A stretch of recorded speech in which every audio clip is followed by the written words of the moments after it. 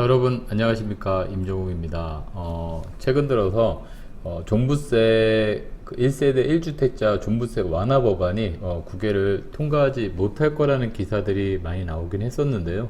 그 날짜를 되게 촉박하게 지나서 여야가 합의를 통해서 2020년 분에 대한 1세대 1주택자에 대한 종부세 완화가 통과되었습니다. 그래서 1세대 1주택자에 대한 그 고령자라든가 또는 장기 보유자에 대한 그 납부 유예, 그리고 또 일시적 2주택, 그리고 상속주택이나 지방 저가주택에 대해서 1세대 1주택 판정 시에 주택수에서 제외되는 그런 법안이 지금 이제 진행되고 있다, 이렇게 보시면 좋을 것 같습니다. 그래서 좀 더 자세하게 내용을 좀 살펴보도록 하겠습니다.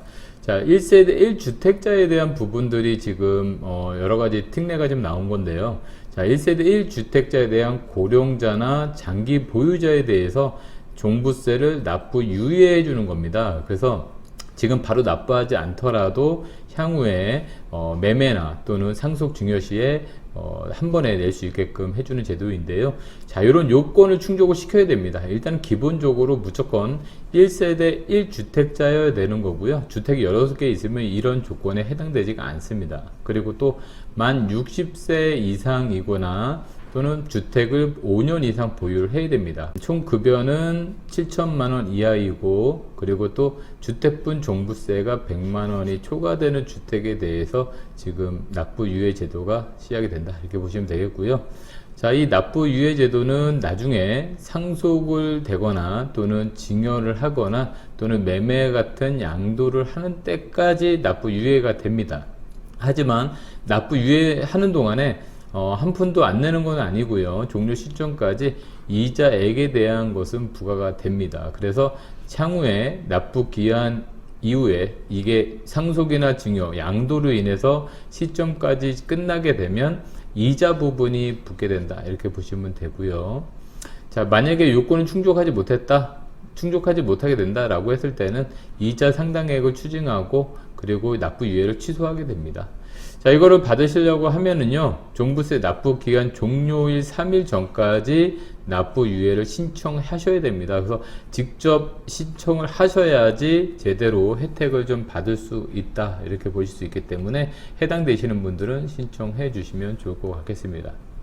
자, 그리고 우리가 좀 일시적 2주택에 대한 말들이 상당히 좀 많았었죠. 그래서 일시적으로 1세대 1주택, 그러니까 원래 한 주택을 갖고 있던 사람이 기존 주택이 있는 상태에서 새로운 주택을 매입을 해서 이 종전주택을 매도하기 전까지, 지금 통상적으로 비조정 대상 지역에서는 2년이죠. 그래서 신규주택 취득 후 2년 내에 종전주택을 양도하는 경우에 그 종전주택에 대해서 1세대 1주택으로 봐준다, 이렇게 보시면 되겠고요.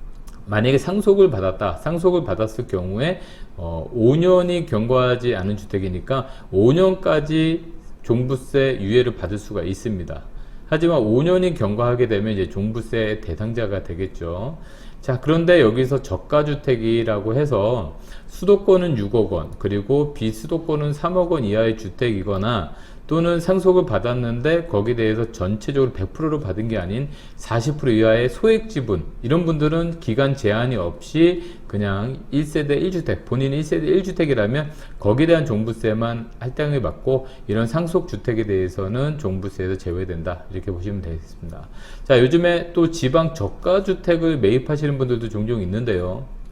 자, 여러 채 주택이 있는 분들은 지방 저가주택을 받았을 때 혜택이 없지만 1세대 1주택인 분들이 지방 저가주택, 그러니까 여기서 말씀드린 지방 수도권에 뭐 3억 원 미만의 저가주택을 보유하게 되는 경우에 그 가액 기준에 따라서 1세대 1주택자로 봐서 종부세에서 제외된다, 라고 보시면 되겠고요.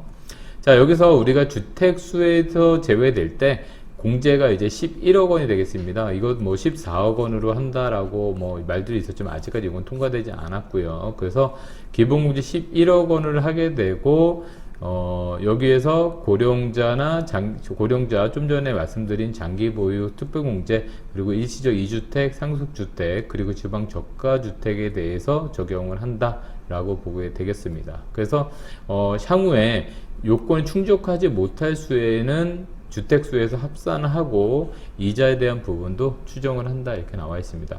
사실 뭐 되게 길지 않은 내용입니다. 하지만 종부세에 대한 부분들이 조금 완화됐다라는 어떤 그런 법안이 처리됐다라는 것에 의미가 좀 있고요. 향후에 지금 공제액 자체를 좀 더 높이거나 또는 지금 종부세 대상자들에 대한 큰 부담을 좀 줄여주고자 하는 것이 이번 어떤 법안의 그런 특징이다 이렇게 보시면 되겠습니다. 지금까지 종부세와 관련된 부분 말씀드렸고요. 저희 방송 계속 꾸준히 시청해 주시면 감사드리도록 하겠습니다. 감사합니다.